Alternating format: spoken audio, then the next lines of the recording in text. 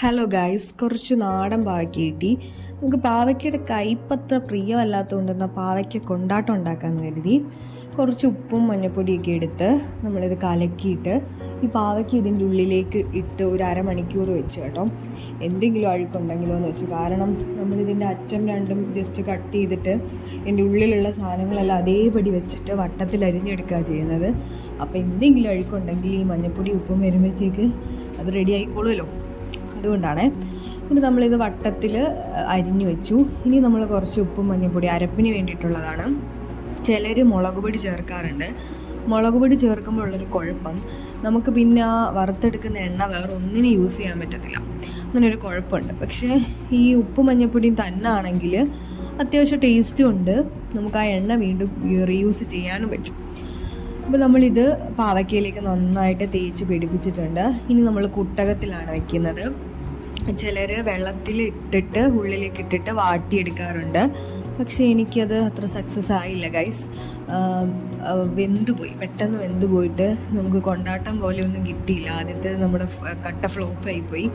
അപ്പോൾ ഇത് സക്സസ് ആയിരുന്നു. അതായത് കുട്ടകത്തിൽ നമ്മൾ ആവിയിൽ പുഴുങ്ങിയെടുത്തപ്പോൾ സക്സസ് ആയിരുന്നു. അതായത് കറക്റ്റ് 2 മിനിറ്റ് മതി. ഇത് നല്ല ചൂടായി കഴിയുമ്പോൾ 2 മിനിറ്റത്തെ കാര്യമുള്ളൂ. അപ്പോൾ നിങ്ങൾക്ക് വേണമെങ്കിൽ ടൈമർ വെച്ചിട്ടും ഇത് ചെയ്യാം. 1 മിനിറ്റ് കഴിയുമ്പോൾ നമ്മൾ ജസ്റ്റ് സ്പൂണ് കൊണ്ട് അടിയിലുള്ള പാവയ്ക്കെല്ലാം ഇളക്കി മുകളിലേക്ക് മാറ്റിയിടണം. ഇല്ലെങ്കിൽ അടിയിലുള്ളത് കൂടുതൽ വെന്ത് പോവും, മുകളിലുള്ളത് വേവത്തുമില്ല, അങ്ങനെ ഒരു പ്രശ്നം ഉണ്ടാവും.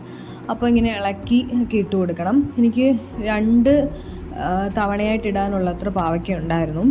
അപ്പോൾ ഇത് കറക്റ്റ് ഒരു 2 മിനിറ്റ് കഴിയുമ്പോൾ നമ്മളെടുത്ത് മാറ്റണം. ഇതിൻ്റെ ഒരു പരുവെന്ന് പറയുന്നത് ജസ്റ്റ് വാടിയാൽ മതി. എന്ന് വെച്ച് കഴിഞ്ഞാൽ ഒരുപാട് വെന്ത് പോകരുത്, എന്നാൽ അതിൻ്റെ ഒരു പച്ചപ്പ് ആ ഒരു സാധനമൊക്കെ ഒന്ന് പോവുകയും ചെയ്യണം.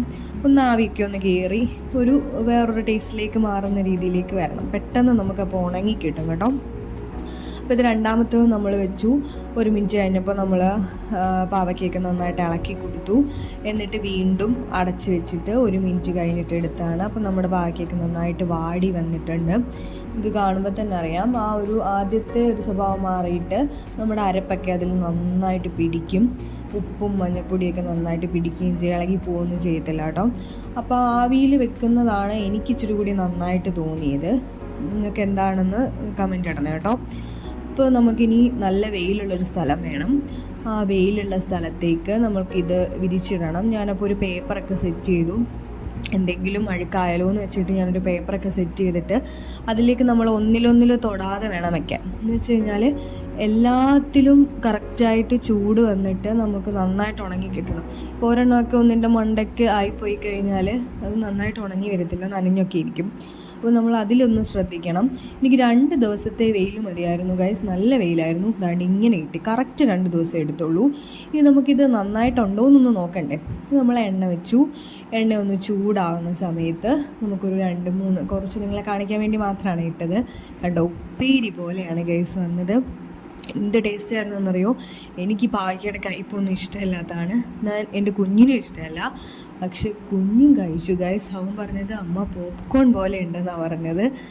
അത്രയ്ക്ക് ടേസ്റ്റ് ഉണ്ടായിരുന്നു. അപ്പോൾ പാവയ്ക്ക് ഇഷ്ടമല്ലാത്തവർക്കും ഒക്കെ നമുക്ക് കൊടുക്കാൻ പറ്റുന്നതാണ്, ഹെൽത്തി ആയിട്ടുള്ളതാണ്. അപ്പോൾ എല്ലാവരും ഒന്ന് ട്രൈ ചെയ്ത് നോക്കണം. ഓക്കെ.